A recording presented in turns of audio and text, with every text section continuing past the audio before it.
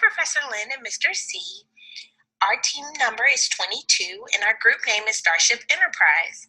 We decided to explore enterprise rent-a-car and we put in a lot of work. We did a lot of research and worked very well together. We hope you enjoy it. On to you, Jason. Thanks, Brittany.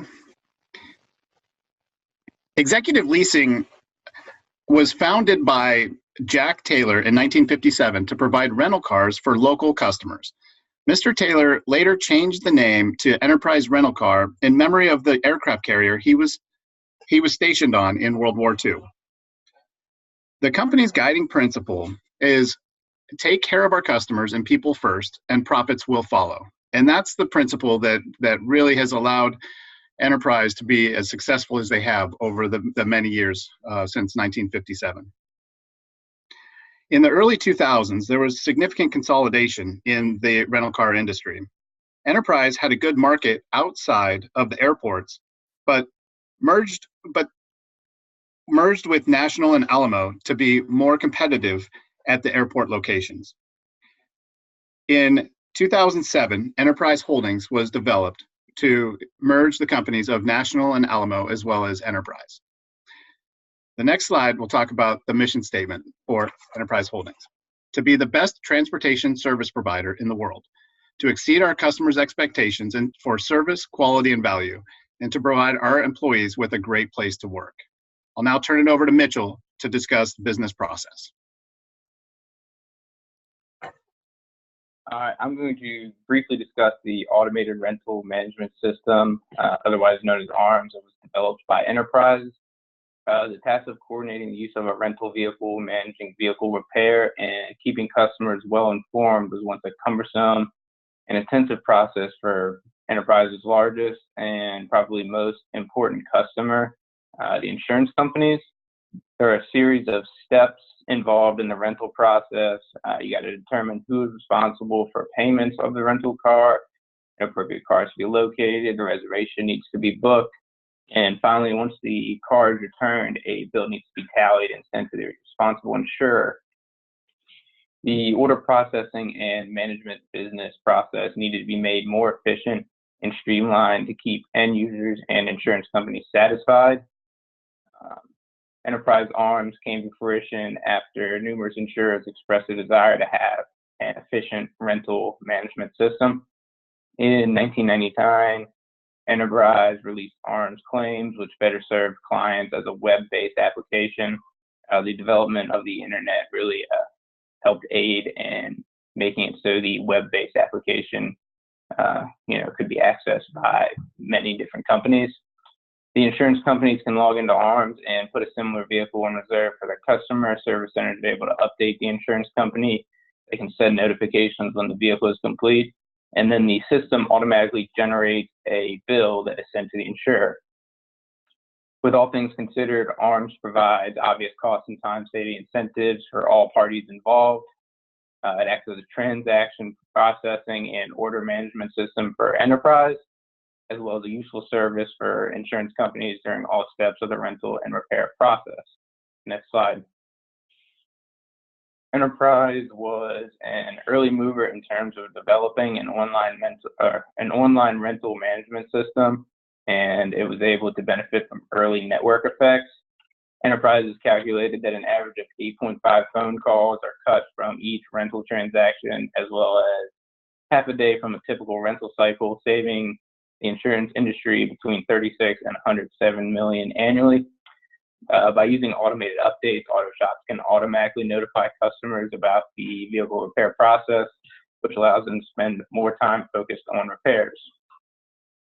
The concept seems somewhat counterintuitive because vehicles are being leased for shorter periods of time, but by creating value and convenience for consumers, Enterprise has grown its rental market share. In addition to the efficiency gains by customers who use the ARMS platform, Enterprise has expanded upon its original system to offer data-driven insights. Chris Pahenka of Pahenka Collision Center said, Enterprise's length of rental reporting allows us to measure our performance against the market average. It's helped us shave more than 2 days off our cycle time. And then the picture on the right helps demonstrate the data tracking and visualization capabilities of the system. The green area of the map shows where rental periods have decreased, and then the red shows where it has increased. The data helps enterprise visualize the success of the companies and then also areas that need further attention. Creating value for customers at no additional cost gives collision centers and insurers alike further incentive to use enterprise as a rental vehicle service. By providing an attractive platform, customer use eliminates the need for enterprise employees to communicate over the phone, email, or in person, providing a simple, streamlined process. Now I'm going to pass it over to Krista. Thank you, Mitchell. There are 3 critical success factors for enterprise rent-a-car: profitability, recruiting, and management development. Next. For profitability, one of the main factors is occupancy and how many cars can get rented out of a location at one time. The goal is 100% of inventory. The other piece to that is to coordinate rental returns and coincide them with when people are renting vehicles. So the next thing is they could increase inventory, and that would be by taking vehicles from other locations, and then they can actually achieve their goal closer to the 100% mark. The second thing that factors into profitability is vehicle maintenance. Keeping vehicles on a maintenance schedule will avoid having to take time out of the field to help customers on vehicles that were poorly maintained in the first place. And then the third piece of profitability is insurance sales. So every time you go to rent a car, they usually ask you if you want some sort of an insurance policy for your rental term. And for enterprise rent a car, they're so large that they are self-insured. So this is just instant profit for them, which makes a lot of sense. Next. Recruiting is the second critical success factor. Enterprise targets new college graduates. They're the #1 recruiting company in the US, and their careful selection process is based on work ethic. They target early graduates, athletes, and multiple major students. And we all saw LSUS. We got a blast email that there was enterprise rent-a-car on campus. So we've seen that in action already. Next. The third and last component of the critical success factors for enterprise is management development. Most new hires with potential are management trainees, and the goal is to make it to the grind, which is the management test. So these trainees are measured on insurance sales and ESQI. ESQI stands for Enterprise Satisfaction Quality Index. It's a customer satisfaction rating. So every time you rent a car, they ask you, are you 100% satisfied with your rental car experience? And that's prompting you to give them an answer yes, which would in turn count toward their high ASQI. Eligibility for this management test hinges on the insurance sales and their ESQI score. And so critical success factors. Over to you, Krista. Thanks, Krista. So when we look at the infrastructure and architecture of enterprise rent-a-car's information system, it all starts obviously with their WAN or internet service. This allows a number of different areas to access the information that they want. So when we look at, firstly, we have our mobile users. These mobile users will access the information through the VPN leading into the internet. We also have our customers who are accessing the data via web servers. And then we have the router or firewalls. This is an infrastructure that is built around a number of components of the organization and allows specific ports and services to access through web servers. So an example of those specific services would be our network switches. So the network switches allow those individuals who are working on site at workstations, maybe customer service reps or other office-based individuals, to access that system. From there, we're looking at servers. So the servers are accessing the system, such as file servers, ERP servers, CMS servers, DB servers, or even web servers. And then lastly, we have our wireless access points. So these would be the scanners that you'll see at the enterprise rent-a-car when they're checking cars in or out, or even moving cars from the lot to maintenance so that they can keep these items in inventory and track what's going on. So from here, I'm going to go ahead and turn it over to Chris so he can talk to you about the next pieces of this. Thank you, Krista. So I'm going to talk a little bit about the information management issues that can go along with enterprise and a corporation as large as it is. All of their information systems issues are directed through a call center. So in lieu of employing an army of IT professionals to access each one of their remote locations, any issues that arise at any of the branches are communicated to the call center, who handles any of their hardware, software issues that arise on a daily basis. The manager that I spoke to, Seth Leday in Thibodeau, said that any of the calls that they make to the call center are promptly handled.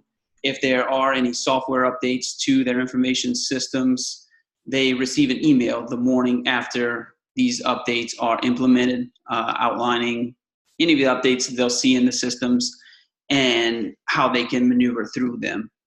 Should any of their hardware in the branch deteriorate, break down, go missing, anything like that, it's also communicated through the call center, and new pieces of hardware are sent through UPS, USPS, but generally through the mail and reach each branch that way. There, like I said, there's no army of IT professionals like a geek squad or anything that goes to these locations. The system seems a little different, but it seems to be manageable and sufficient for their operations. And he had no complaints about the service that they received from this call center. So with that, I'm going to pass it over to Brandon to give you a breakdown of the supply chain analysis. Thank you, Chris. So Enterprise has many different avenues to obtain suppliers and create their supply chain.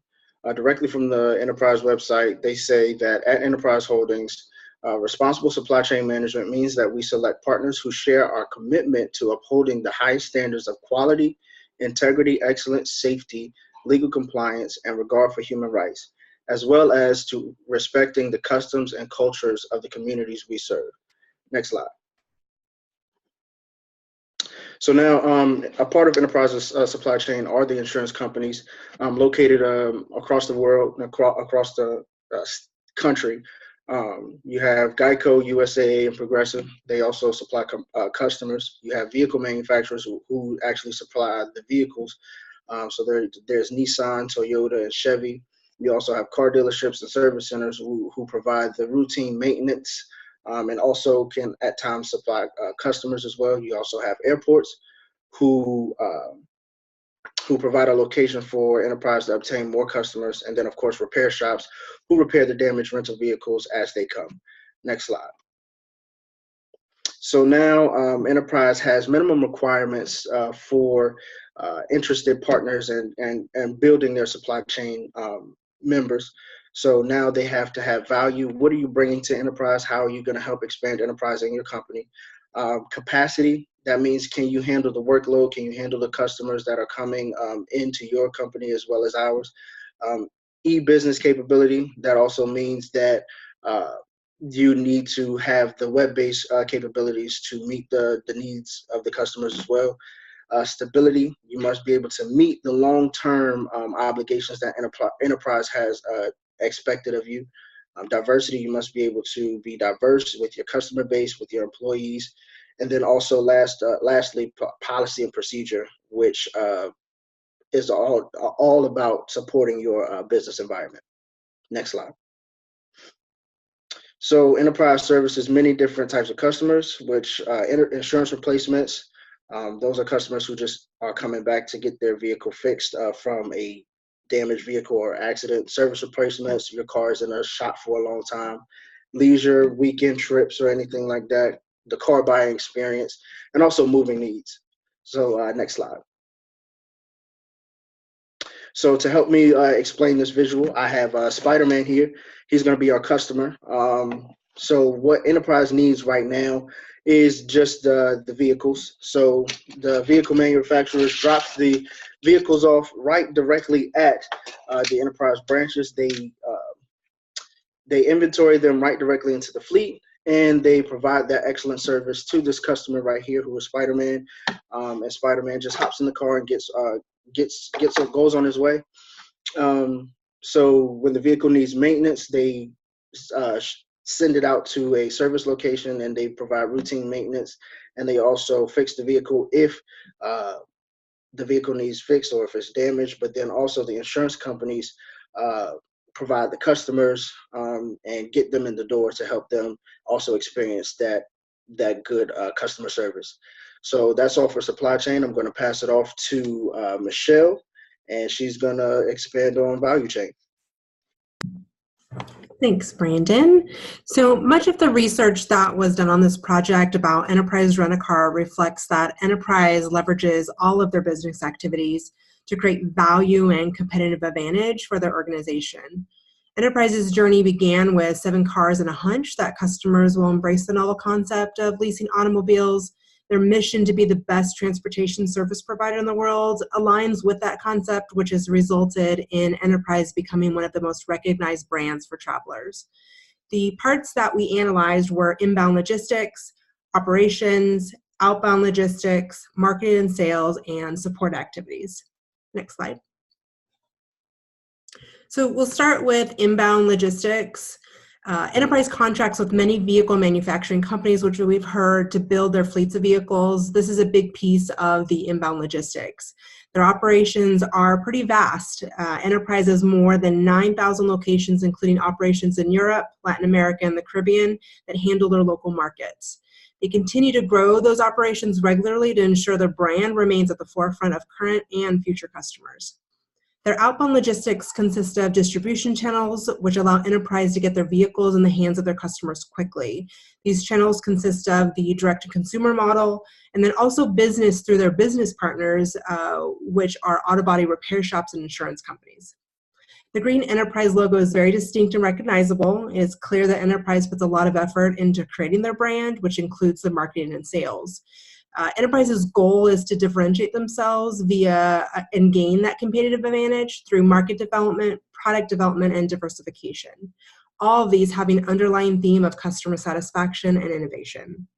The support activities that Enterprise completes align with the other pieces of the value chain: customer satisfaction, securing and maintaining top talent, and innovative technology have had a big impact on the value chain. Next slide.